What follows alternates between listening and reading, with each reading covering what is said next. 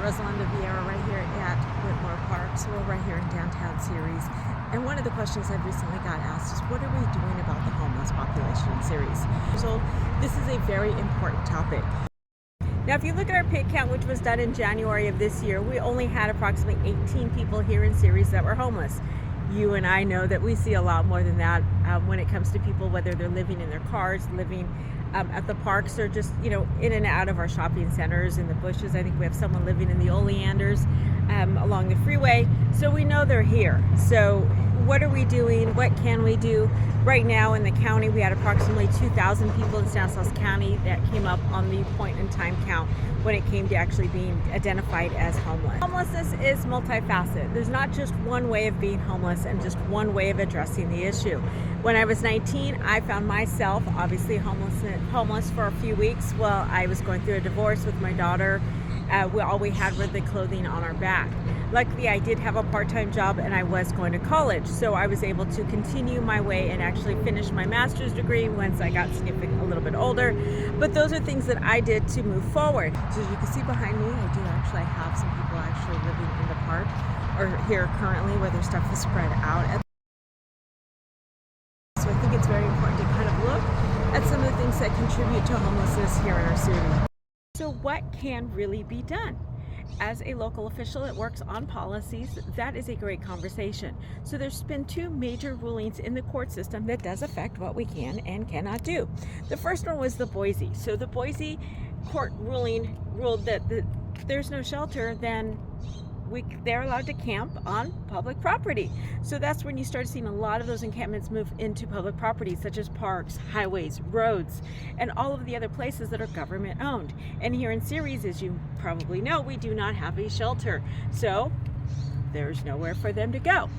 The other ruling recently is Grants Pass. So this was in the state of Oregon. The Grants Pass was a ruling that actually said, no, you can't, and take over public property. Because again, public property, this community property, belongs to all of us. So that was one of the rulings. So the city of Ceres actually does have an ordinance in place that does not allow overnight camping, especially in our parks. It also does not allow those that may be living in the parks or staying in the parks, because the park is open to everyone during the day.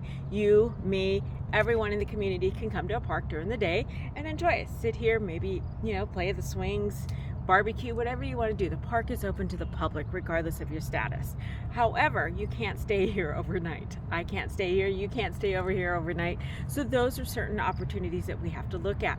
With that, the city does have an ordinance that says you can't camp here overnight. This is not a campground. So why am I here on Hatch Road? So Hatch Road, this is where I was actually attacked approximately about 3 years ago from a homeless individual who came after me. So luckily the business owner came out and actually chased the homeless person away. But that's why this is something important to discuss. What can a business do? So in California, we're really limited because this is considered private property. It's obviously up to the leasee and the property owner. We do have solutions with the Ceres Police. They can call Ceres Police if they're in Ceres and ask for a 602 letter. So the 602 is no trespassing. There's different subsections of it, but that's the general part of 602, is to kind of keep the ones that shouldn't be here out of the property on their property. So that is one solution for businesses here. So I want to come out to a third spot, which is right here in the old Walmart. We also call it the dark Walmart here in Ceres. And this is another place where we see a lot of homeless kind of congregate. Again, it's private property, so without a 602, there's not a whole lot we can do. However, Ceres is working on providing resources for those individuals encountering these homelessness or unhoused situations. So right now we currently have the shower shuttle that's available on Thursdays over on Hatch Road.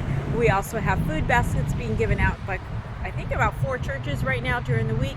So we do have those resources available. We also have the care team that comes out and meets with individuals that need help or need resources. So a lot of times this could be food, it could be food baskets, it could be getting their vital documents such as a birth certificate or a photo ID, so that way they can get in to get a job or maybe get an interview or getting into housing. So some of these things are not things that they actually carry while they're on the street. They're often lost, or they don't want to have their ID stolen. So those are things that they don't usually have, and the things that we don't necessarily think about when you're in those situations. So these are some things that we do offer. So if there is someone that needs contact, whether it's through the turning points, whether it's mental health, or if it's just having the care team come out and find out, evaluate their situation. Let's get them connected to the services they need so that way they can move on to the next step.